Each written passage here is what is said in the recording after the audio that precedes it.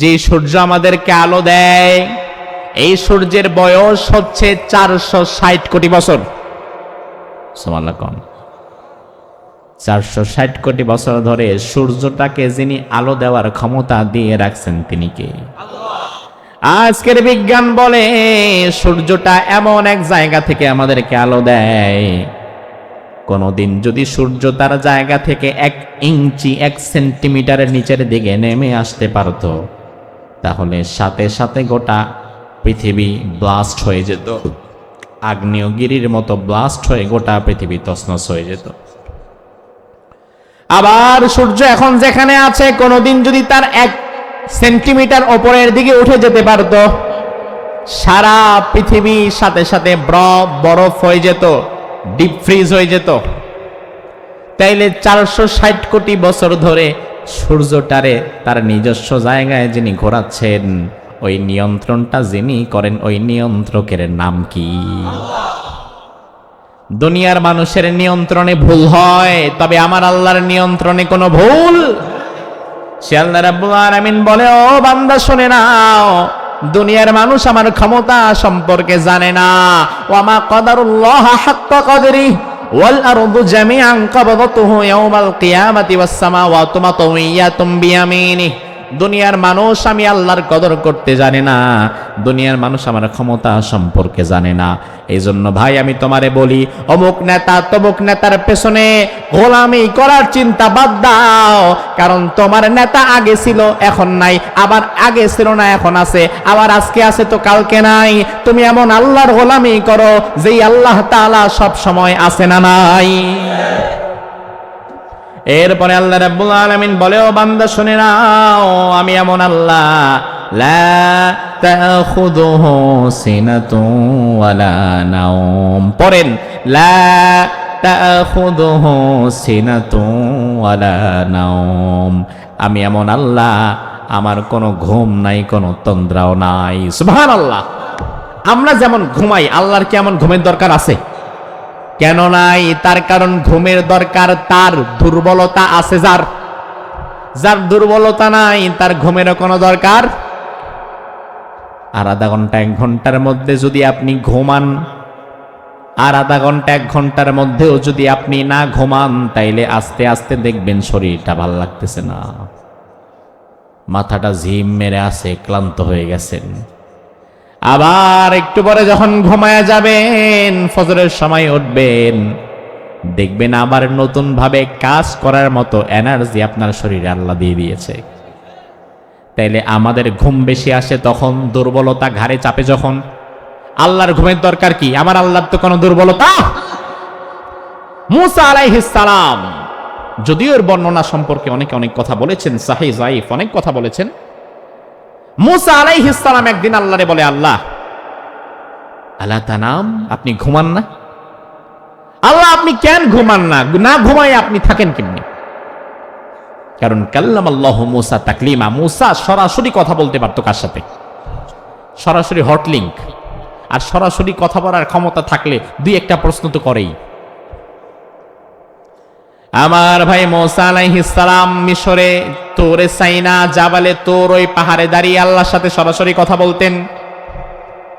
এই রমজানে আমি ফিলিস্তিনি ভাইদের জন্য কিছু কাজ করেছিলাম, মিশরে গিয়েছিলাম।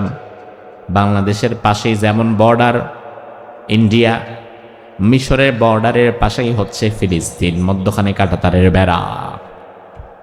ওই মিশর সফরের সময় মুসা আলাইহিস সালাম যে পাহাড়ে দাঁড়িয়ে আল্লাহর সাথে কথা বলেছেন, এখানে আমিও গেলাম। আমি দেখলাম বিশাল পাহাড়, পুরা পাহাড়টা পাথর দিয়ে বানানো। ওই পাহাড়ে মুসা নবী দাঁড়ায় আল্লাহর সাথে কথা বলতেন। মুসা আলাইহিস সালাম বলে, আল্লাহ আপনি ঘুমান না? ঘুম লাগে না? আল্লাহ বলে, না লাগে না তো। আচ্ছা কেন লাগে না? না ঘুমায়া করেনটা কি? একটু ঘুমাইলেও তো হয়। আল্লাহ বলে, মুসা জবাবটা আজকে না কালকে নাও। ঠিক আছে, তবে আজকে এক কাজ করো, হাতের মধ্যে 2টা মাটির গ্লাস নিবা। তখন তো আর কাচের গ্লাস ছিল না, 2টা মাটির গ্লাস নাও, পানি ভরো, এরপরে দাঁড়ায় থাকবা সারা রাত। সকালবেলা গ্লাস 2টা নিয়ে আমার কাছে আসবা, জবাবটা দিয়ে দিব যে আমি ঘুমাইলে সমস্যাটা কি।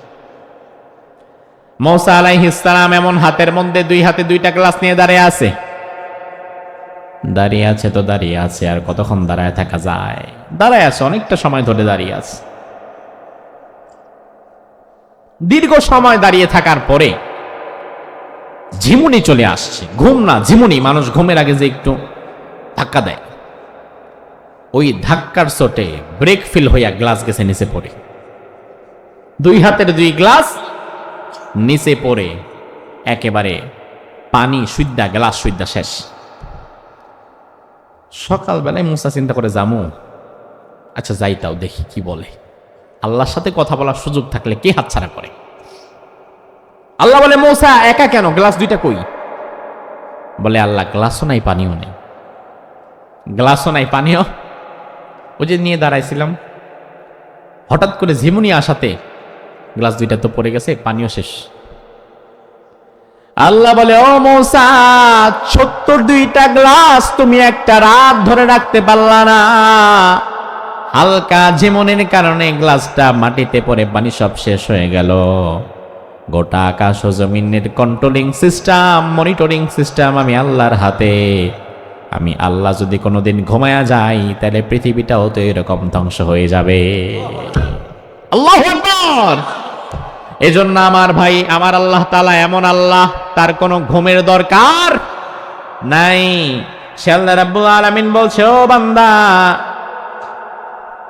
লাহু মা ফিস সামাওয়াতি ওয়া মা ফিল আরদ, আকাশে এবং জমিনে যা কিছু রয়েছে সব কিছু কার? জিকির করে কার? আপনি মনে করতে পারেন আমি যদি আল্লাহর জিকির না করি তাইলে আর করবে কে? আমাদের সমাজে এমন অনেক মানুষ আছে, জিজ্ঞেস করবেন, ভাই ফজর পড়ছেন? ফজর না পড়লে কি, জোহর তো পড়ছি। তার মানে উনি কথার মাধ্যমে বোঝায় জোহর পইরা তো আমি উল্টায় ফেলাইছি।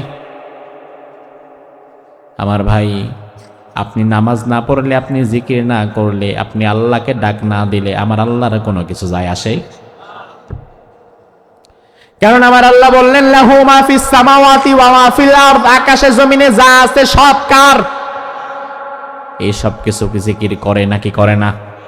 কোরআনে আছে না নাই? আল্লাহ বললেন, তুসাব্বিহু লাহুস সামাওয়াতুস সাবউ ওয়াল আরদু ওয়া মান ফিহিন, আকাশে যা আছে, জমিনে যা আছে, যা কিছু দেখো আর যা কিছু দেখো না, সব এক আল্লাহর জিকির করে। সুবহানাল্লাহ। ওই পাখি, গাছ, মাছ, পিঁপড়া সহকারে যা দেখতে পাও আর যা দেখতে পাও না, সব আল্লাহর জিকির করে। আল্লাহ বললেন, বান্দা জিকির করে।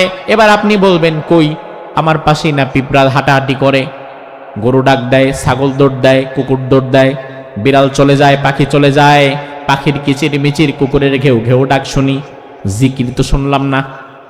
আমার আল্লাহ বলে, বান্দা ওয়ালাকিল্লা তাফকাহুনা তাসবিহাহুম, জিকির করে ঠিক, তবে ওই জিকির বোঝার মতো ক্ষমতা তোমার কানের আমি আল্লাহ দেই নাই। তোমার কানের জিকির বোঝার ক্ষমতা নাই। পশু পাখির জিকির বোঝার ক্ষমতা থাকবে কেমনে? ঢাকার মানুষ জীবনে কোনোদিন চট্টগ্রামে আসে নাই। জীবনের প্রথম যদি এমন ব্যক্তির চট্টগ্রাম সিটি গেটের পরে ছাইরা দেন, মানুষের আঞ্চলিক ভাষা শুই না, ওই বেডা নিজেই নাই। কথা কি ঠিক কিনা? আপনারা ভোলার মানুষ, এখানে অনেকে ব্যবসা করেন। জীবনে প্রথম যেদিন চট্টগ্রামে আসছিলেন, ওই দিন কি চট্টগ্রামের সব ভাষা বুঝতেন? কয় কি রে এগুলা, উর্দু না ফার্সি? আর এত দ্রুত কেমনে কয়? বদ্দাগাম আসেননি। আর কক্সবাজারের ভাষা তো আরো দ্রুত, যত ভেতরের দিকে ঢুকছে তত স্পিড বাড়াই দিছে। আরে আল্লাহ, কি কথা! কথা শুনলেই মনে হয় মার দিবে, কথার মধ্যে রসকস নাই। আমার ভাই লক্ষ্য করেন, এয়ারপোর্টে গেছেন, আপনার ভাই আসতেছে বিদেশ থেকে, মালয়েশিয়া থেকে, এয়ারপোর্টের দরজায় দাঁড়িয়ে আছেন। এমন সময় দুইজন চাইনিজ কথা বলতেছে, স্যাং সুং প্যাং পুং, হাসাহাসি করতেছে। আপনি 1 ঘন্টা দাঁড়ায়া থাকলেও ওই চাইনিজদের একটা কথা বুঝবেন। তারা তাদের নিজেদের ভাষায় কথা বলে, তবে ওই ভাষা বোঝার ক্ষমতা আপনার কানের নাই। আবার আপনি কথা বললে এই কথা বোঝার ক্ষমতা চাইনিজের কানের নাই। তাইলে দুনিয়ার মানুষ যদি নিজেদের ভাষায় নিজেরা অঞ্চল ভেদে না বুঝতে পারে, তাহলে পশু পাখির জিকিরের ভাষা বুঝবে কেমনে? কিন্তু জিকির যে করে এইটা বিশ্বাস করা লাগবে। তাইলে এবার লক্ষ্য করেন, আপনি কালিমা পড়লে, আপনি জিকির করলে আল্লাহর কোনো লাভ নাই, আপনি জিকির ছেড়ে দিলে আল্লাহর কোনো লস নাই। কারণ এই চট্টগ্রামে মানুষ আছে কয় কোটি, আর জমিনের নিচে পিপিলিকা আছে কত হাজার কোটি। জিকির তো সবাই করে, শুধু আপনি একা না। সে আল্লাহ বলছেন, বান্দা আমি তোমার এমন আল্লাহ, লাহু মা ফিস সামাওয়াতি ওয়া মা ফিল আরদ, আকাশ এবং জমিনের সব কিছু আমার। মান যাল্লাযী ইয়াশফাউ ইনদাহু ইল্লা বিইذনি, কে আছে এমন যে আমি আল্লাহর অনুমতি ছাড়া তোমার জন্য সুপারিশ করবে? আয়াতুল কুরসির খুব ইম্পর্টেন্ট অংশ এটা। আল্লাহ বলছেন, মান যাল্লাযী ইয়াশফাউ ইনদাহু ইল্লা বিইذনি, কে আছে এমন যে আমি আল্লাহর অনুমতি ছাড়া তোমার জন্য সুপারিশ করবে? বাংলাদেশে এমন অনেক মানুষ আছে, নির্দিষ্ট একটা পীরের মুরিদ হইয়া পীরের হাতে বায়াত নিয়া নামাজ নাই, রোজা নাই, জান্নাতে যাওয়ার স্বপ্ন দেখে। এমন মুরিদ আছে না নাই? নামাজ পড়ে না, রোজাও রাখে না, সৎ পথে চলে না, হালাল উপার্জন করে না, কিন্তু পীরের মুরিদ, একেবারে খাস মুরিদ। কারণ তার পীর তারে বোঝায় দিছে, নামাজ রোজার দরকার নাই, বছরে বছরে আসবি, ওরুসে গরু দিবি, ছাগল দিবি, পয়সা পাতি দিবি, আর কিয়ামতের দিন সুপারিশ কইরা তোর জান্নাতে নেওয়ার ব্যবস্থাটা আমি করে দেব। আচ্ছা, ভালো করে জবাব দিবেন। মুরিদকে জান্নাতে নেওয়ার লোভ দেখায় আর মুরিদের কাছ থেকে মাল পানি হাতায়, এমন ভণ্ড পীর আমাদের দেশে আছে না নাই? চট্টগ্রামে আছে না নাই? কিসের পীর তোমার জন্য সুপারিশ করবে মিয়া? আয়াতুল কুরসির মধ্যে আল্লাহ বললেন, মান যাল্লাযী ইয়াশফাউ ইনদাহু ইল্লা বিইذনি, কে আছে এমন যে আমি আল্লাহর হুকুম ব্যতীত তোমার জন্য সুপারিশ করবে? আল্লাহর হুকুম ব্যতীত কেউ সুপারিশ করতে পারবে না। আল্লাহ তাআলা আরেক আয়াতের মধ্যে বললেন, কুল লিল্লাহিশ শাফাআতু জামিয়া, শাফাতের একমাত্র মালিকানা কার? ও ভাই আমার, হাদিসের মধ্যে আছে নবীরা সুপারিশ করবে, সাহাবায়ে কেরাম করবে, আম্বিয়া কেরাম করবে, সলিহিনরা করবে, হাফেজে কোরআনরা করবে, শহীদেরা সুপারিশ করবে। এমন হাদিস আছে না নাই? হ্যাঁ, হাদিসগুলো সত্য। তবে সুপারিশ করতে পারবে শুধু তার জন্য আল্লাহ তাআলার গ্রিন সিগন্যাল আসবে যার জন্য। এইটা না বুঝা ভণ্ড পীরের কাছে দৌড়ায় লাভ নাই।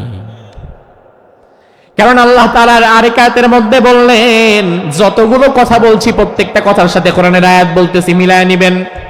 আল্লাহ তাআলা আরেক আয়াতের মধ্যে বললেন, ইয়াউমা ইযিল লা তানফাউশ শাফাআহ ইল্লা মান আযিনা লাহুর রহমান ওয়া রাদিয়া লাহু কওলা, ওই দিন কেউ সুপারিশ করতে পারবে না আমি আল্লাহর অনুমতি ব্যতীত। তার মানে নবীদের কেউ সুপারিশ করার জন্য অনুমতি লাগবে কার? এরপরে আল্লাহ বললেন, ওয়া রাদিয়া লাহু কওলা, যার জন্য খুশি তার জন্য সুপারিশ করতে পারবে না, বরং আমি আল্লাহ আমার যেই বান্দার উপরে সন্তুষ্ট থাকব, আমি গ্রিন সিগন্যাল দিলে শুধুমাত্র তার জন্যই সুপারিশ করা যাবে। এইটা যদি না থাকতো তাইলে কিন্তু বিশ্বনবীর সুপারিশটা নিজের চাচা আবু তালেবের জন্য আগে করত। কিন্তু আল্লাহ আগেই বলে দিলেন, আমি আল্লাহ যার উপর সন্তুষ্ট থেকে গ্রিন সিগন্যাল দিব, ওয়া রাদিয়া লাহু কওলা, আমি আল্লাহ যার প্রতি রাজিয়া মানে রাজি থাকবো, আমি আল্লাহ তাআলা গ্রিন সিগন্যাল দিলে সুপারিশটা তার জন্য হবে। আল্লাহর হাবিব হাদিসের মধ্যে বললেন, শাফাআতি লিআহলিল কাবাইরি মিন উম্মতি, আমার উম্মতের মধ্যে যারা কবিরা গুনাহ করেছে, ওই কবিরা গুনাহগার উম্মতের জন্য আমি নবী সুপারিশ করব। আমার ভাই, কবিরা গুনাহ আমল আমার মধ্যে নাই। এখন যে হাজার হাজার মানুষ আমরা চতুর্পাশে, এই মানুষদের মধ্যে এমন একজন হাত তুলে দেখাতে পারবেন না যে মানুষটা হাত তুলে দাঁড়ায় বলতে পারবে আমার আমল নামায় একটা কবিরা গুনাহ নাই?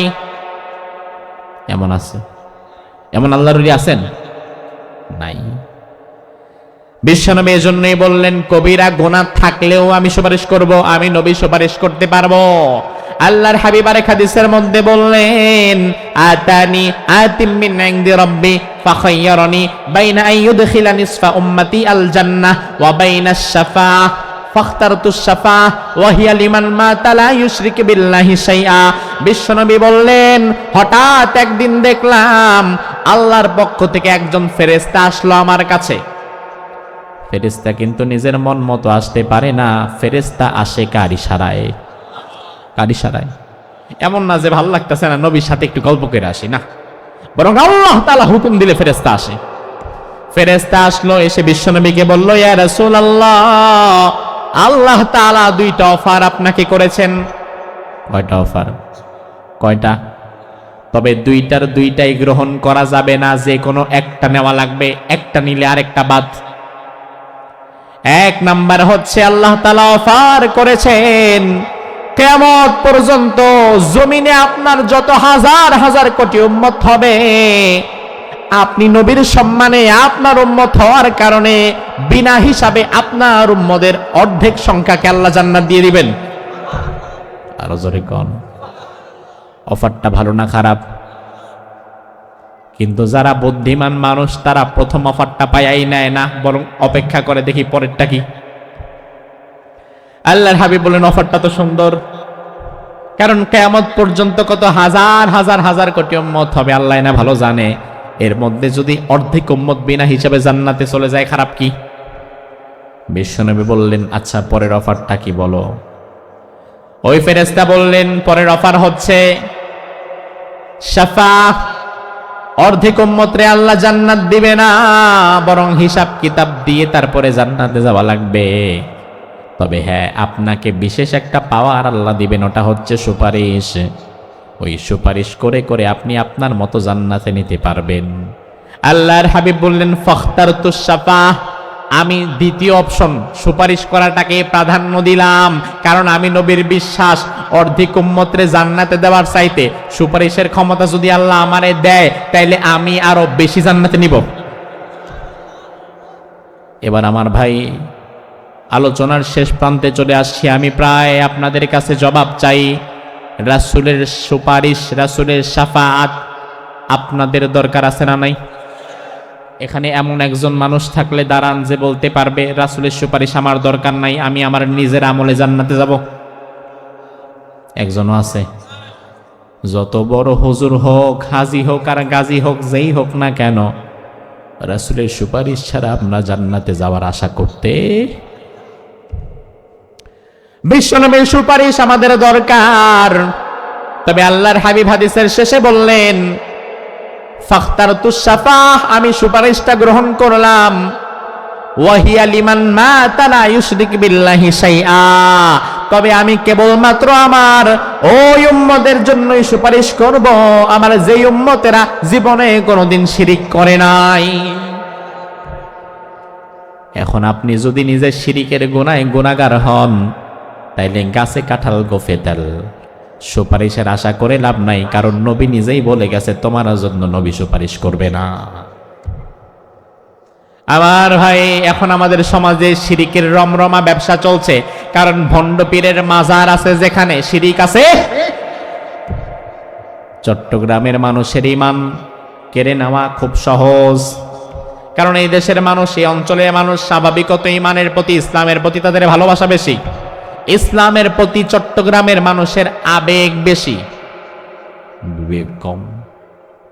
আবেগ কাজে লাগে, বিবেক কাজে লাগে না। আমার ভাই, এই জন্য দেখা যায় 25 বছর বয়সে বিয়ে করেছে। ধরেন আব্দুল সালাম ভাই 25 বছর বয়সের যুবক বিয়ে করেছে, বিয়ের পরে সন্তানাদি হয় না, 2, 4, 5 বছর চলে যায়।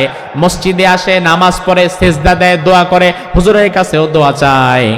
5, 7, 10 বছর যখন হয়ে যায় সংসার জীবনের, 10 বছরেও যদি আল্লাহ তাকে সন্তান না দেয়, 10 বছর পরে আর মসজিদে আগের মতো নামাজেও যায় না, আল্লাহর কাছে সেজদাও দেয় না, আল্লাহর কাছে সন্তানও চায় না।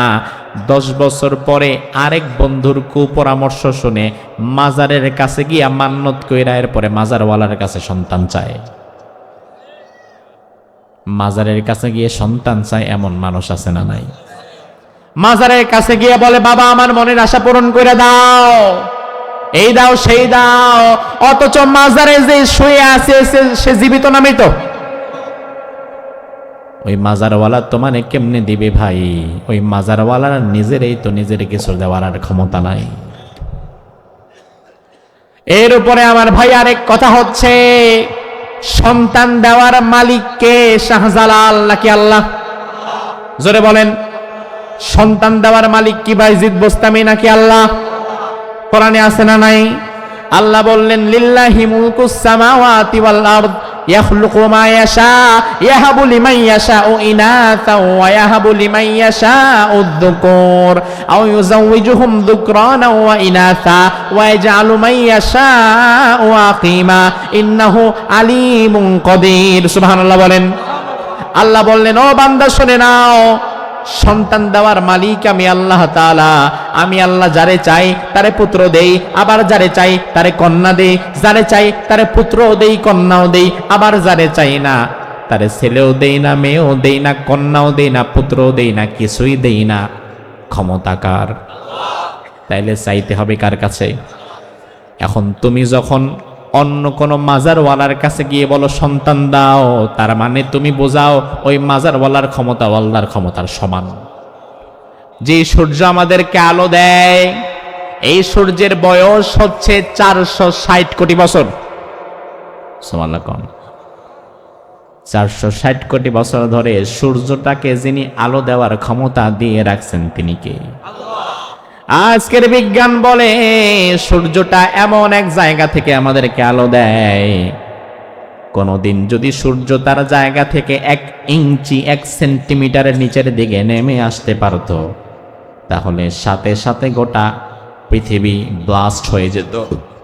আগ্নেয়গিরির মতো ব্লাস্ট হয়ে গোটা পৃথিবী তছনছ হয়ে যেত। আবার সূর্য এখন যেখানে আছে, কোনদিন যদি তার 1 সেন্টিমিটার ওপরের দিকে উঠে যেতে পারত, সারা পৃথিবী সাথে সাথে বরফ হয়ে যেত, ডিপ ফ্রিজ হয়ে যেত। তাইলে 460 কোটি বছর ধরে সূর্যটারে তার নিজস্ব জায়গায় যিনি ঘোরাচ্ছেন, ওই নিয়ন্ত্রণটা যিনি করেন, ওই নিয়ন্ত্রকের নাম কি? দুনিয়ার মানুষের নিয়ন্ত্রণে ভুল হয়, তবে আমার আল্লাহর নিয়ন্ত্রণে কোনো ভুল। সে আল্লাহ রাব্বুল আলামিন বলে, ও বান্দা শুনে নাও, দুনিয়ার মানুষ আমার ক্ষমতা সম্পর্কে জানে না। ওয়া মা কাদারুল্লাহ হাক্কা কদরি ওয়াল আরদু জামিআন কবদাতুহু ইয়াওমাল কিয়ামাতি ওয়াস সামাওয়াতু মাতউইয়াতুম বিয়ামিনিহি।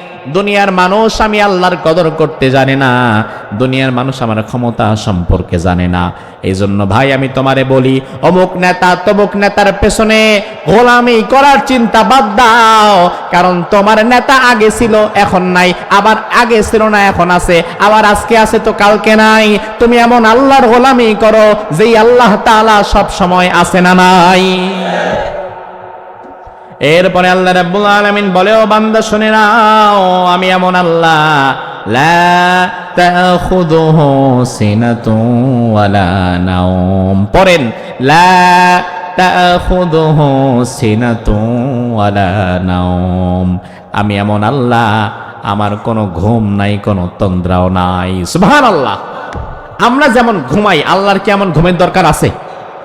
কেন নাই? তার কারণ ঘুমের দরকার তার দুর্বলতা আছে, যার দুর্বলতা নাই তার ঘুমেরও কোনো দরকার। আর আধা ঘন্টা 1 ঘন্টার মধ্যে যদি আপনি ঘুমান, আর আধা ঘন্টা 1 ঘন্টার মধ্যেও যদি আপনি না ঘুমান, তাইলে আস্তে আস্তে দেখবেন শরীরটা ভাল লাগতেছে না, মাথাটা ঝিম মেরে আছে, ক্লান্ত হয়ে গেছেন। আবার একটু পরে যখন ঘুমায়া যাবেন, ফজরের সময় উঠবেন, দেখবেন আবার নতুন ভাবে কাজ করার মতো এনার্জি আপনার শরীরে আল্লাহ দিয়ে দিয়েছে। তাইলে আমাদের ঘুম বেশি আসে তখন, দুর্বলতা ঘাড়ে চাপে যখন। আল্লাহর ঘুমের দরকার কি? আমার আল্লাহর তো কোনো দুর্বলতা। মুসা আলাইহিস সালাম, যদিও এর বর্ণনা সম্পর্কে অনেকে অনেক কথা বলেছেন, সাহিহ যায়িফ অনেক কথা বলেছেন। মুসা আলাইহিস সালাম একদিন আল্লাহরে বলে, আল্লাহ, আলা তানাম, আপনি ঘুমান না? আল্লাহ, আপনি কেন ঘুমান না? না ঘুমায় আপনি থাকেন কেমনি? কারণ কাল্লামাল্লাহু মুসা তাকলিমা, মুসা সরাসরি কথা বলতে পারতো কার সাথে? সরাসরি হট লিঙ্ক। আর সরাসরি কথা বলার ক্ষমতা থাকলে দুই একটা প্রশ্ন তো করেই। আমার ভাই মুসা আলাইহিস সালাম মিশরে তোরে সাইনা জাবালে তোর ওই পাহাড়ে দাঁড়িয়ে আল্লাহর সাথে সরাসরি কথা বলতেন। এই রমজানে আমি ফিলিস্তিনি ভাইদের জন্য কিছু কাজ করেছিলাম, মিশরে গিয়েছিলাম। বাংলাদেশের পাশেই যেমন বর্ডার ইন্ডিয়া, মিশরের বর্ডারের পাশেই হচ্ছে ফিলিস্তিন, মধ্যখানে কাঁটাতারের বেড়া। ওই মিশর সফরের সময় মুসা আলাইহিস সালাম যে পাহাড়ে দাঁড়িয়ে আল্লাহর সাথে কথা বলেছেন, এখানে আমিও গেলাম। আমি দেখলাম বিশাল পাহাড়, পোড়া পাহাড়টা পাথর দিয়ে বানানো। ওই পাহাড়ে মুসা নবী দাঁড়ায় আল্লাহর সাথে কথা বলতেন। মুসা আলাইহিস সালাম বলে, আল্লাহ আপনি ঘুমান না, ঘুম লাগে না? আল্লাহ বলে, না লাগে না তো। আচ্ছা কেন লাগে না? না ঘুমায়া করেনটা কি? একটু ঘুমাইলেও তো হয়। আল্লাহ বলে, মুসা জবাবটা আজকে না কালকে নাও। ঠিক আছে, তবে আজকে এক কাজ করো, হাতের মধ্যে দুইটা মাটির গ্লাস নিবা। তখন তো আর কাচের গ্লাস ছিল না, দুইটা মাটির গ্লাস নাও, পানি ভরো, এরপরে দাঁড়ায় থাকবা সারা রাত। সকালবেলা গ্লাস দুইটা নিয়ে আমার কাছে আসবা, জবাবটা দিয়ে দিব যে আমি ঘুমাইলে সমস্যাটা কি। মুসা আলাইহিস সালাম এমন হাতের মধ্যে দুই হাতে দুইটা গ্লাস নিয়ে দাঁড়িয়ে আছে। দাঁড়িয়ে আছে তো দাঁড়িয়ে আছে, আর কতক্ষণ দাঁড়ায় থাকা যায়? দাঁড়ায় আছে, অনেকটা সময় ধরে দাঁড়িয়ে আছে। দীর্ঘ সময় দাঁড়িয়ে থাকার পরে ঝিমুনি চলে আসছে। ঘুম না, ঝিমুনি। মানুষ ঘুমের আগে যে একটু ধাক্কা দেয়, ওই ধাক্কার চোটে ব্রেক ফিল হইয়া গ্লাস গেছে নিচে পড়ে। দুই হাতের দুই গ্লাস নিচে পড়ে একেবারে পানি সুদ্দা, গ্লাস সুদ্দা শেষ। সকালবেলায় মুসা চিন্তা করে, জামু, আচ্ছা যাইতাও দেখি কি বলে। আল্লাহর সাথে কথা বলার সুযোগ থাকলে কে হাতছাড়া করে? আল্লাহ বলে, মুসা একা কেন? গ্লাস দুইটা কই? বলে, আল্লাহ গ্লাসও নাই পানিও নেই। গ্লাসও নাই পানিও, ওই যে নিয়ে দাঁড়াইছিলাম, হঠাৎ করে ঝিমুনি আসাতে গ্লাস দুইটা তো পড়ে গেছে, পানিও শেষ। আল্লাহ বলে, ও মুসা, 72টা গ্লাস তুমি একটা রাত ধরে রাখতে পারলা না। হালকা ঝিমুনির কারণে গ্লাসটা মাটিতে পড়ে পানি সব শেষ হয়ে গেল। গোটা আকাশ ও জমিনের কন্ট্রোলিং সিস্টেম, মনিটরিং সিস্টেম আমি আল্লাহর হাতে। আমি আল্লাহ যদি কোনোদিন ঘুমায়া যাই, তাহলে পৃথিবীটাও তো এরকম ধ্বংস হয়ে যাবে। আল্লাহু আকবার। এজন্য আমার ভাই, আমার আল্লাহ তাআলা এমন আল্লাহ, তার কোনো ঘুমের দরকার নাই। সে আল্লাহ রাব্বুল আলামিন বলছে, ও বান্দা, লাহু মা ফিস সামাওয়াতি ওয়া মা ফিল আরদ, আকাশে এবং জমিনে যা কিছু রয়েছে সব কিছু কার? জিকির করে কার? আপনি মনে করতে পারেন আমি যদি আল্লাহর জিকির না করি তাইলে আর করবে কে? আমাদের সমাজে এমন অনেক মানুষ আছে, জিজ্ঞেস করবেন, ভাই ফজর পড়ছেন? ফজর না পড়লে কি জোহর তো পড়ছি। তার মানে উনি কথার মাধ্যমে বোঝায় জোহর পইরা তো আমি উল্টায় ফেলাইছি। আমার ভাই, আপনি নামাজ না পড়লে, আপনি জিকির না করলে, আপনি আল্লাহকে ডাক না দিলে আমার আল্লাহর কোনো কিছু যায় আসে? কারণ আমার আল্লাহ বললেন, লাহু মা ফিস সামাওয়াতি ওয়া মা ফিল আরদ, আকাশে জমিনে যা আছে সব কার? এই সব কিছু কি জিকির করে নাকি করে না? কোরআনে আছে না নাই? আল্লাহ বললেন, তুসাব্বিহু লাহুস সামাওয়াতুস সাবউ ওয়াল আরদু ওয়া মান ফিহিন, আকাশে যা আছে, জমিনে যা আছে, যা কিছু দেখো আর যা কিছু দেখো না, সব এক আল্লাহর জিকির করে। সুবহানাল্লাহ। ওই পাখি, গাছ, মাছ, পিঁপড়া সহকারে যা দেখতে পাও আর যা দেখতে পাও না, সব আল্লাহর জিকির করে। আল্লাহ বললেন, বান্দা জিকির করে। এবার আপনি বলবেন, কই আমার পাশেই না পিঁপড়া হাঁটাহাঁটি করে, গরু ডাক দেয়, ছাগল দৌড় দেয়, কুকুর দৌড় দেয়, বিড়াল চলে যায়, পাখি চলে যায়, পাখির কিচির মিচির, কুকুরের ঘেউ ঘেউ ডাক শুনি, জিকির তো শুনলাম না। আমার আল্লাহ বলে, বান্দা ওয়ালাকিল্লা তাফকাহুনা তাসবিহাহুম, জিকির করে ঠিক, তবে ওই জিকির বোঝার মতো ক্ষমতা তোমার কানের আমি আল্লাহ দেই নাই। তোমার কানের জিকির বোঝার ক্ষমতা নাই। পশু পাখির জিকির বোঝার ক্ষমতা থাকবে কেমনে? ঢাকার মানুষ জীবনে কোনোদিন চট্টগ্রামে আসে নাই। জীবনের প্রথম যদি এমন ব্যক্তির চট্টগ্রাম সিটি গেটের পরে ছাইরা দেন, মানুষের আঞ্চলিক ভাষা শুই না ওই বেটা নিজেই নাই। কথা কি ঠিক কিনা? আপনারা ভোলার মানুষ, এখানে অনেকে ব্যবসা করেন। জীবনে প্রথম যেদিন চট্টগ্রামে আসছিলেন ওই দিন কি চট্টগ্রামের সব ভাষা বুঝতেন? কয় কি রে এগুলা, উর্দু না ফার্সি? আর এত দ্রুত কেমনে কয়? বদ্দাগাম আসেননি। আর কক্সবাজারের ভাষা তো আরো দ্রুত, যত ভেতরের দিকে ঢুকছে তত স্পিড বাড়াই দিছে। আরে আল্লাহ, কি কথা! কথা শুনলেই মনে হয় মার দিবে, কথার মধ্যে রসকস নাই। আমার ভাই লক্ষ্য করেন, এয়ারপোর্টে গেছেন, আপনার ভাই আসতেছে বিদেশ থেকে, মালয়েশিয়া থেকে, এয়ারপোর্টের দরজায় দাঁড়িয়ে আছেন। এমন সময় দুইজন চাইনিজ কথা বলতেছে, স্যাং সুং প্যাং পুং, হাসাহাসি করতেছে। আপনি 1 ঘন্টা দাঁড়ায়া থাকলেও ওই চাইনিজদের একটা কথা বুঝবেন। তারা তাদের নিজেদের ভাষায় কথা বলে, তবে ওই ভাষা বোঝার ক্ষমতা আপনার কানের নাই। আবার আপনি কথা বললে এই কথা বোঝার ক্ষমতা চাইনিজের কানের নাই। তাইলে দুনিয়ার মানুষ যদি নিজেদের ভাষায় নিজেরা অঞ্চল ভেদে না বুঝতে পারে, তাহলে পশু পাখির জিকিরের ভাষা বুঝবে কেমনে? কিন্তু জিকির যে করে এইটা বিশ্বাস করা লাগবে। তাইলে এবার লক্ষ্য করেন, আপনি কালিমা পড়লে, আপনি জিকির করলে আল্লাহর কোনো লাভ নাই। আপনি জিকির ছেড়ে দিলে আল্লাহর কোনো লস নাই। কারণ এই চট্টগ্রামে মানুষ আছে কয় কোটি, আর জমিনে নিচে পিপিলিকা আছে কত হাজার কোটি। জিকির তো সবাই করে, শুধু আপনি একা না। সে আল্লাহ বলছেন, বান্দা আমি তোমার এমন আল্লাহ, লাহু মা ফিস সামাওয়াতি ওয়া মা ফিল আরদ, আকাশ এবং জমিনের সব কিছু আমার। মান যাল্লাযী ইয়াশফাউ ইনদাহু ইল্লা বিইذনি, কে আছে এমন যে আমি আল্লাহর অনুমতি ছাড়া তোমার জন্য সুপারিশ করবে? আয়াতুল কুরসির খুব ইম্পর্টেন্ট অংশ এটা। আল্লাহ বলছেন, মান যাল্লাযী ইয়াশফাউ ইনদাহু ইল্লা বিইذনি, কে আছে এমন যে আমি আল্লাহর অনুমতি ছাড়া তোমার জন্য সুপারিশ করবে?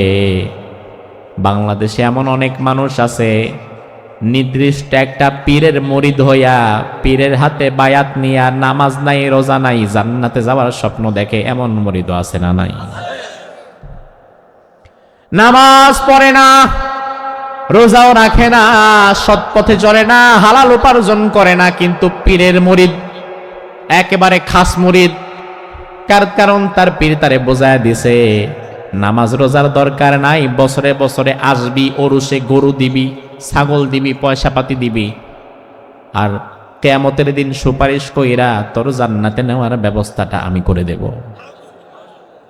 আচ্ছা, ভালো করে জবাব দিবেন।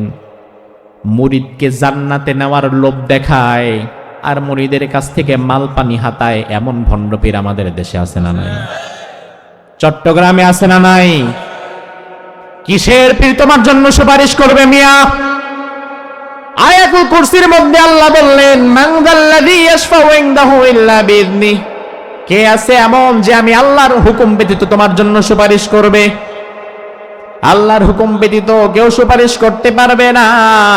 আল্লাহ তাআলা আরেক আয়াতের মধ্যে বললেন, কুল লিল্লাহিশ শাফাআতু জামিয়া, শাফাতের একমাত্র মালিকানা কার? ও ভাই আমার, হাদিসের মধ্যে আছে নবীরা সুপারিশ করবে, সাহাবায়ে কেরাম করবে, আম্বিয়ায়ে কেরাম করবে, সলিহিনরা করবে, হাফেজে কোরআনরা করবে, শহীদেরা সুপারিশ করবে। এমন হাদিস আছে না নাই? হ্যাঁ, হাদিসগুলো সত্য। তবে সুপারিশ করতে পারবে শুধু তার জন্য আল্লাহ তাআলার গ্রিন সিগন্যাল আসবে যার জন্য। এইটা না বুঝা ভণ্ড পীরের কাছে দৌড়ায় লাভ নাই। কারণ আল্লাহ তাআলার আরেক আয়াতের মধ্যে বললেন, যতগুলো কথা বলছি প্রত্যেকটা কথার সাথে কোরআনের আয়াত বলতেছি, মিলায় নিবেন। আল্লাহ তাআলা আরেক আয়াতের মধ্যে বললেন, ইয়াউমা ইযিল লা তানফাউশ শাফাআহ ইল্লা মান আযিনা লাহুর রহমান ওয়া রাদিয়া লাহু কওলা, ওই দিন কেউ সুপারিশ করতে পারবে না আমি আল্লাহর অনুমতি ব্যতীত। তার মানে নবীদের কেউ সুপারিশ করার জন্য অনুমতি লাগবে কার? এরপরে আল্লাহ বললেন ওয়ারাদিয়ালাহু কওলা, যার জন্য খুশি তার জন্য সুপারিশ করতে পারবে না, বরং আমি আল্লাহ আমার যেই বান্দার উপরে সন্তুষ্ট থাকব, আমি গ্রিন সিগন্যাল দিলে শুধুমাত্র তার জন্যই সুপারিশ করা যাবে। এইটা যদি না থাকতো তাইলে কিন্তু বিশ্বনবীর সুপারিশটা নিজের চাচা আবু তালেবের জন্য আগে করত, কিন্তু আল্লাহ আগেই বলে দিলেন আমি আল্লাহ যার উপর সন্তুষ্ট থেকে গ্রিন সিগন্যাল দিব, ওয়ারাদিয়ালাহু কওলা, আমি আল্লাহ যার প্রতি রাজিয়া মানে রাজি থাকব, আমি আল্লাহ তাআলা গ্রিন সিগন্যাল দিলে সুপারিশটা তার জন্য হবে। আল্লাহর হাবিব হাদিসের মধ্যে বললেন শাফাআতি লিআহলিল কাবাইরি মিন উম্মতি, আমার উম্মতের মধ্যে যারা কবিরা গুনাহ করেছে ওই কবিরা গুনাহগার উম্মতের জন্য আমি নবী সুপারিশ করব। আমার ভাই কবিরা গুনাহ আমল আমার মধ্যে নাই। এখন যে হাজার হাজার মানুষ আমরা চতুর্পাশে, এই মানুষদের মধ্যে এমন একজন হাত তুলে দেখাতে পারবেন না যে মানুষটা হাত তুলে দাঁড়ায় বলতে পারবে আমার আমল নামায় একটা কবিরা গুনাহও নাই। এমন আছে? এমন আল্লাহর ওলি আছেন? নাই। বিশ্বনবী এজন্যই বললেন কবিরা গুনাহ থাকলেও আমি সুপারিশ করব, আমি নবী সুপারিশ করতে পারবো। আল্লাহর হাবিব আরেক হাদিসের মধ্যে বললেন আতানি আতিম মিন ইনদি রাব্বি ফাখায়্যারানি বাইনা আন ইউদখিলা নিসফা উম্মতি আল জান্নাহ ওয়া বাইনাশ শাফাআহ ফাখতারতু শাফাআহ ওয়া হিয়া লিমান মাতা লা ইউশরিকু বিল্লাহি শাইআ। বিশ্বনবী বললেন হঠাৎ একদিন দেখলাম আল্লাহর পক্ষ থেকে একজন ফেরেশতা আসলো আমার কাছে। ফেরেশতা কিন্তু নিজের মন মতো আসতে পারে না, ফেরেশতা আসে কার ইশারায়? কার ইশারায়? এমন না যে ভালো লাগতেছে না নবীর সাথে একটু গল্প করে আসি, না, বরং আল্লাহ তাআলা হুকুম দিলে ফেরেশতা আসে। ফেরেশতা আসলো, এসে বিশ্বনবীকে বলল ইয়া রাসূলুল্লাহ, আল্লাহ তাআলা দুইটা অফার আপনাকে করেছেন। কয়টা অফার? কয়টা? তবে দুইটার দুইটাই গ্রহণ করা যাবে না, যে কোনো একটা নেওয়া লাগবে, একটা নিলে আরেকটা বাদ। এক নাম্বার হচ্ছে আল্লাহ তাআলা অফার করেছেন কিয়ামত পর্যন্ত জমিনে আপনার যত হাজার হাজার কোটি উম্মত হবে, আপনি নবীর সম্মানে আপনার উম্মত হওয়ার কারণে বিনা হিসাবে আপনার উম্মতের অর্ধেক সংখ্যাকে আল্লাহ জান্নাত দিয়ে দিবেন। আরো জোরে কোন? অফারটা ভালো না খারাপ? কিন্তু যারা বুদ্ধিমান মানুষ তারা প্রথম অফারটা পায়াই নেয় না, বরং অপেক্ষা করে দেখি পরেরটা কি। আল্লাহর হাবিব বলেন অফারটা তো সুন্দর, কারণ কিয়ামত পর্যন্ত কত হাজার হাজার হাজার কোটি উম্মত হবে আল্লাহ না ভালো জানে, এর মধ্যে যদি অর্ধেক উম্মত বিনা হিসাবে জান্নাতে চলে যায় খারাপ কি? বিশ্বনবী বললেন আচ্ছা পরের অফারটা কি বলো। ওই ফেরেশতা বললেন পরের অফার হচ্ছে শাফাআহ, অর্ধেক উম্মতরে আল্লাহ জান্নাত দিবে না, বরং হিসাব কিতাব দিয়ে তারপরে জান্নাতে যাওয়া লাগবে। তবে হ্যাঁ, আপনাকে বিশেষ একটা পাওয়ার আল্লাহ দিবেন, ওটা হচ্ছে সুপারিশ। ওই সুপারিশ করে করে আপনি আপনার মতো জান্নাতে নিতে পারবেন। আল্লাহর হাবিব বললেন ফাখতারতু শাফাআহ, আমি দ্বিতীয় অপশন সুপারিশ করাটাকে প্রাধান্য দিলাম, কারণ আমি নবীর বিশ্বাস অর্ধেক উম্মতরে জান্নাতে দেওয়ার চাইতে সুপারিশের ক্ষমতা যদি আল্লাহ আমারে দেয় তাইলে আমি আরো বেশি জান্নাতে নিব। এবার আমার ভাই আলোচনার শেষ প্রান্তে চলে আসছি, আমি প্রায় আপনাদের কাছে জবাব চাই। রাসূলের সুপারিশ, রাসূলের শাফাআত আপনাদের দরকার আছে না নাই? এখানে এমন একজন মানুষ থাকলে দাঁড়ান যে বলতে পারবে রাসূলের সুপারিশ আমার দরকার নাই, আমি আমার নিজের আমলে জান্নাতে যাব? একজনও আছে? যত বড় হুজুর হোক, হাজী হোক আর গাজী হোক, যেই হোক না কেন, রাসূলের সুপারিশ ছাড়া আমরা জান্নাতে যাওয়ার আশা করতে? বিশ্বনবীর সুপারিশ আমাদের দরকার। তবে আল্লাহর হাবিব হাদিসের শেষে বললেন ফাখতারতু শাফাআহ, আমি সুপারিশটা গ্রহণ করলাম। ওয়া হিয়া লিমান মাতা লা ইউশরিক বিল্লাহি শাইআ, তবে আমি কেবলমাত্র আমার ওই উম্মতের জন্যই সুপারিশ করব আমার যেই উম্মতেরা জীবনে কোনোদিন শিরিক করে নাই। এখন আপনি যদি নিজে শিরিকের গুনাহে গুনাহগার হন, তাইলে গাছে কাঁঠাল গোফে তেল, সুপারিশের আশা করে লাভ নাই, কারণ নবী নিজেই বলে গেছে তোমার জন্য নবী সুপারিশ করবে না। আমার ভাই, এখন আমাদের সমাজে শিরিকের রমরমা ব্যবসা চলছে, কারণ ভণ্ড পীরের মাজার আছে, যেখানে শিরিক আছে। চট্টগ্রামের মানুষের ঈমান কেড়ে নেওয়া খুব সহজ, কারণ এই দেশের মানুষ, এই অঞ্চলের মানুষ স্বাভাবিকত ঈমানের প্রতি, ইসলামের প্রতি তাদের ভালোবাসা বেশি। ইসলামের প্রতি চট্টগ্রামের মানুষের আবেগ বেশি, বিবেক কম। আবেগ কাজে লাগে, বিবেক কাজে লাগে না। আমার ভাই, এই জন্য দেখা যায় 25 বছর বয়সে বিয়ে করেছে। ধরেন আব্দুল সালাম ভাই 25 বছর বয়সের যুবক বিয়ে করেছে। বিয়ের পরে সন্তানাদি হয় না, 2-4-5 বছর চলে যায়। মসজিদে আসে, নামাজ পড়ে, সেজদা দেয়, দোয়া করে, হুজুরের কাছেও দোয়া চায়। 5-7-10 বছর যখন হয়ে যায় সংসার জীবনের, 10 বছরেও যদি আল্লাহ তাকে সন্তান না দেয়, 10 বছর পরে আর মসজিদে আগের মতো নামাজেও যায় না, আল্লাহর কাছে সেজদাও দেয় না, আল্লাহর কাছে সন্তানও চায় না। 10 বছর পরে আরেক বন্ধুর কুপরামর্শ শুনে মাজারের কাছে গিয়া মান্নত কইরা এরপরে মাজারওয়ালার কাছে সন্তান চায়। মাজারের কাছে গিয়ে সন্তান চায় এমন মানুষ আছে না নাই? মাজারের কাছে গিয়ে বলে, বাবা আমার মনের আশা পূরণ করে দাও, এই দাও সেই দাও, অথচ মাজারে যে শুয়ে আছে সে জীবিত না মৃত? ওই মাজারওয়ালা তোমারে কেমনে দিবে ভাই? ওই মাজারওয়ালার নিজেরই তো নিজের কিছু দেওয়ার আর ক্ষমতা নাই। এর উপরে আমার ভাই আরেক কথা হচ্ছে, সন্তান দেওয়ার মালিক কে? শাহজালাল নাকি আল্লাহ? জোরে বলেন, সন্তান দেওয়ার মালিক কি বাইজিদ বোস্তামি নাকি আল্লাহ? কোরআনে আছে না নাই? আল্লাহ বললেন, লিল্লাহি মুলকুস সামাওয়াতি ওয়াল আরদ ইয়াখলুকু মা ইয়াশা ইয়াহাবু লিমান ইয়াশাউ ইনাথা ওয়া ইয়াহাবু লিমান ইয়াশাউ যুকুর আও ইউযাওয়িজুহুম যুকরানা ওয়া ইনাথা ওয়া ইয়াজআলু মান ইয়াশাউ আকিমা ইন্নাহু আলিমুন কাদির। সুবহানাল্লাহ বলেন। আল্লাহ বললেন, ও বান্দা শুনে নাও, সন্তান দেওয়ার মালিক আমি আল্লাহ তাআলা। আমি আল্লাহ যারে চাই তারে পুত্র দেই, আবার যারে চাই তারে কন্যা দেই, যারে চাই তারে পুত্রও দেই, কন্যাও দেই, আবার যারে চাই না তারে ছেলেও দেই না, মেয়েও দেই না, কন্যাও দেই না, পুত্রও দেই না, কিছুই দেই না। ক্ষমতা কার? তাইলে চাইতে হবে কার কাছে? এখন তুমি যখন অন্য কোন মাজারওয়ালার কাছে গিয়ে বলো সন্তান দাও, তার মানে তুমি বোঝাও ওই মাজারওয়ালার ক্ষমতা আল্লাহর ক্ষমতার সমান। আর সাথে সাথে এটাই হয়ে যায় শিরিক।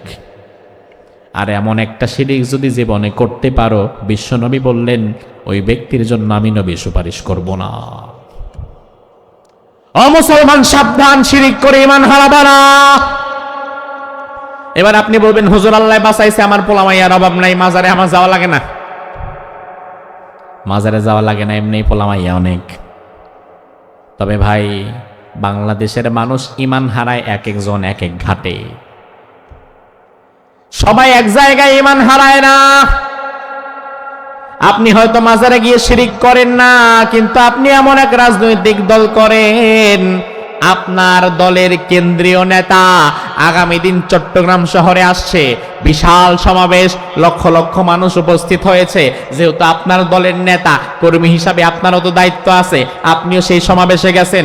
আপনার নেতা ঢাকা থেকে আসছে, মাইকগুলা সামনে নিয়ে বক্তব্য দিচ্ছে, ভাইরা আমার, আমাদের সাথে থাকা লাগবে, দেশের জন্য কাজ করা লাগবে, জনগণ যদি আমাদের সাথে থাকতে পারে তাহলে সরকার আমরা গঠন করব, তার কারণ জনগণ সকল ক্ষমতার উৎস।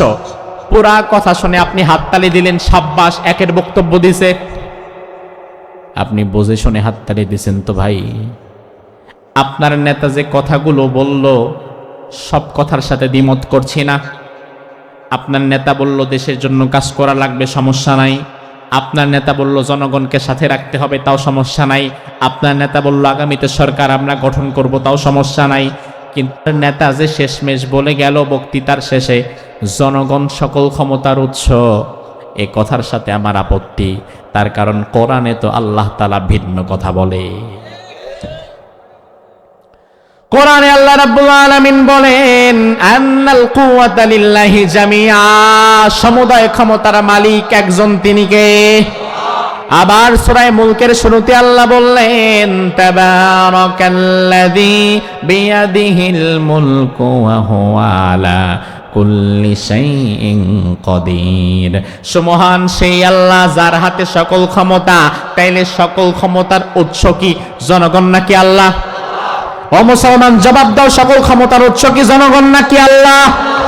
তাইলে মাজারওয়ালা মাজারের সন্তান চায়া ওই মাজারওয়ালা সন্তান চেয়ে যেমন শিরিক করে, তোমার নেতা যখন বলে ক্ষমতার উৎস জনগণ, জনগণকে আল্লাহর সমকক্ষ বানায়া তোমার নেতাও কিন্তু শিরিক করে। ওই মাজারওয়ালা মাজারে শিরিক করলে যেমন ঈমান হারা, তোমার নেতার এই বক্তব্যের দ্বারা সেও ঈমান হারা, আর যেই কর্মী হাততালি দেয় ওই কর্মীরও ঈমান হারা। কারণ নেতার সব বক্তব্যে লাভ দিও না, তোমার দল 2 দিন পরে তোমারে চিনবে না। তোমার ক্ষমতা না থাকলে তোমার দুনিয়ার মানুষ গুনবে না। আজকে মরে যাও, আমি কথা দিয়ে গেলাম, বিশ্বাস করো। আজকে রাতের এখন বাজে 11:42, তুমি মরে যাও, আগামী রাত 11:42 পর্যন্ত জমিনের উপরে তোমার লাশটা মানুষ রাখবেও না। ওই কবরে তোমার ক্ষমতা যাবে না, তোমার টাকা পয়সা যাবে না, তোমার নেতা যাবে না, তোমার দল যাবে না, কবরে যাবে ঈমান। এই জন্য যে ঈমানটা কবরে যাবে এই ঈমানটা ভাঙো না, যে ঈমানটা কবরে যাবে ঈমানটা নষ্ট করো না। এই ঈমানটা যদি নষ্ট হয়ে যায় তাইলে আখিরাতে কোনোদিন পার পাবা না। আমার ভাই, এজন্য আল্লাহ রাব্বুল আলামিন আয়াতুল কুরসির মধ্যে এমন অনেক চমৎকার কথা বলেছেন, যে কথাগুলোর উপরে আমল করে যদি জীবন চালাতে পারেন তাহলে আমাদেরকে যিনি জান্নাত দান করে দিবেন তিনি কে? আমরা যেন আয়াতুল কুরসির উপরে আমল করে আমাদের জীবন কাটাতে পারি, আল্লাহ তাআলা তৌফিক দান করুক, বলি আমিন। হাদা মা ইনদি ওয়াল ইলমু ইনদাল্লাহ আলাইহি তাওয়াক্কালতু ওয়া ইলাইহি